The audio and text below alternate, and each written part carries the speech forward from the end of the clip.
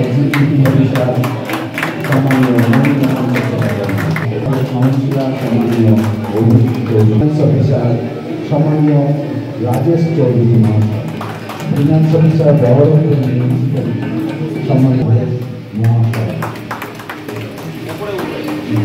Councillor সম্মানীয় রীতা হালদার মহাশয়। বহরমপুর পৌরসভায় আমরা আমাদের কমিউনিটি হলে আর একটা প্রোগ্রাম করলাম। যে প্রোগ্রামটা এরকম যে যারা 60 বছরের নিচে ন্যাচারাল ডেথ হোক, অ্যাক্সিডেন্টাল ডেথ হোক, যারা মারা যায়, এই বেনিফিশিয়ারিদেরকে তাদের প্রতি সহানুভূতিশীল হয়ে তাদের সহমর্মী হয়ে তাদের পাশে থেকে, এটা তো আমাদের মানে আলাদা কোনো কাজ নয়, এটা একটা মানবিক কাজ। আমরা এটাকে খুব তাদেরকে ডাকি এবং তাদের পাশে থাকা সবসময় আমরা মেসেজ দিই।